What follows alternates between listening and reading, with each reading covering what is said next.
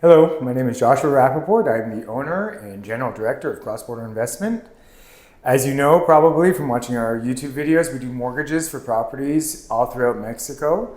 I am located physically in Puerto Vallarta. My office is located physically in Puerto Vallarta, but we do mortgages all across Mexico. Now, today I want to talk to you about one of the very difficult conversations we have to have on a regular basis are the closing costs. Closing costs in Mexico, for those of you who are watching this, are hearing about closing costs for the first time, you're going to be surprised, so hold on.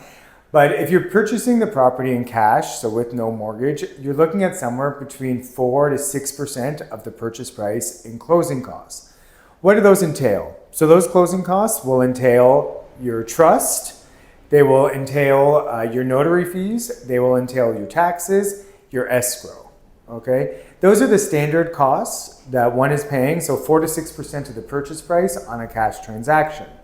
If you have any questions about what those concepts are, escrow, notary, trust, taxes, we have other videos on our YouTube channel that can help you explain those specific concepts. Now with the mortgage, we're looking at additional closing costs. So you're looking at those same standard 4 to 6%, but you also have to add in commissions. So commissions, if the lender has a commission, if the broker has a commission, and appraisal as well. Some of the lenders, not all, will require title insurance. Very few of the lenders require it. You can talk to us and we can help guide you which lenders do not require title insurance, etc. So with a mortgage, you're generally looking at a total, including the standard closing costs for any transaction, plus the cost to obtain the property with the mortgage, you're looking at around 10% of the purchase price in closing costs. So what does that mean? That means if you're buying a $400,000 property, your closing costs all in for getting and including a mortgage. So the transfer of title, all the legal transaction of becoming the owner of the property, plus the mortgage fees would total around $40,000 on a $400,000 property. Now, I know that some of you are probably going to turn off your phones or however you're watching this video right now. I get that it's a bit surprising. Not that I'm trying to, justify it, but there are a few things with the closing costs. I mean, the first thing is, in Mexico, it's very inexpensive to pay. Your property tax is very low. Okay, so what is that? So what's the point? In the United States and Canada, it's generally very cheap or very inexpensive to purchase a property in terms of your closing costs, okay? Very minimal fees, attorney fees, due diligence fees, etc.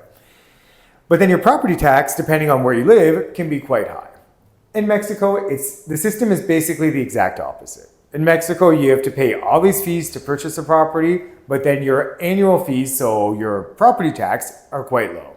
Example. On a $500,000 property in most parts of Mexico, that's going to be, so in closing costs, that's going to be around $50,000 to purchase the property, including everything. And then you're going to be paying about $500 a year on a $500,000 property in terms of property tax. So if you do the math, depending on where you live, because obviously there's, changes from municipality to municipality. But I mean, if to buy a $500,000 home wherever you live, let's say that the closing costs are significantly lower, but let's say you're spending $10,000 or $15,000 a year on property tax. Well, $10,000 to $15,000 on a $500,000 home, after 3 years, that's $45,000, right? So, it would be cheaper to hold on to the property in Mexico for, let's say, 5 years than if you held on to the property, wherever you might be. Obviously, depending on the specifics of the tax rates in wherever you live. Another really important factor, we get this all the time across border investment, all the time. Clients will say to us, let's say, like where we're talking about, you need 4 to 6% in closing costs for a standard cash transaction, and you need somewhere around total 10% for a mortgage transaction. Okay, so some clients will say, you know what, I'm going to wait.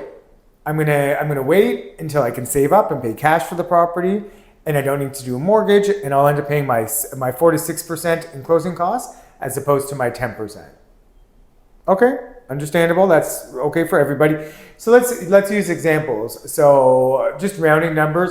On a $500,000 mortgage, on a $500,000 purchase, that would be a savings around $25,000. If you're going to wait, let's say it takes you, let's say right now you have $200,000, but you want a $500,000 property, so you need to mortgage the balance of the $300,000. And to get that $300,000, it's going to cost you $25,000.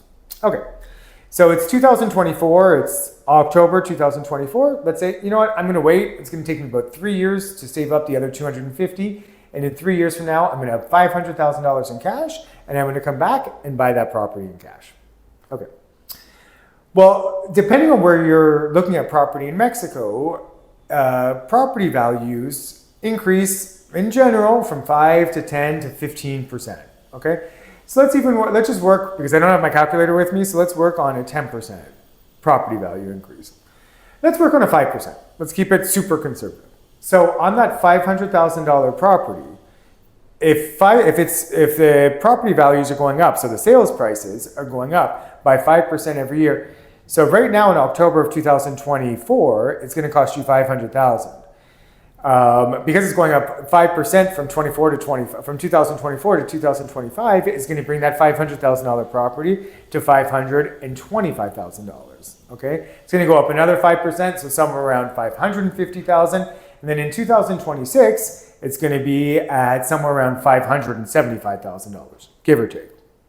And this, again, is using a conservative increase of 5% annually. So that client in 2024, to save himself $25,000 in closing costs, has decided to spend another $75,000 on the purchase price. So his net, he's losing $50,000 and waiting 3 years. Okay? I've been doing this for 18 years at the time of this video. I get that paying $25,000 in fees to get a mortgage is astronomical for a lot of people, is a deterrent. I get that, but I mean, things work differently in Mexico or in other markets. So I mean, using the example I just said, I mean, to save $25,000, spending $75,000 doesn't really make financial sense, right? So, I would say that when you're talking to us, when you're talking to your realtor, have an open mind. Let us talk to you about how things work, and, we'll lay it all out for you, and then you make the best decision, all right? So feel free to contact us today, and we can help you with all your investment needs for purchasing a property anywhere in Mexico. Thank you very much.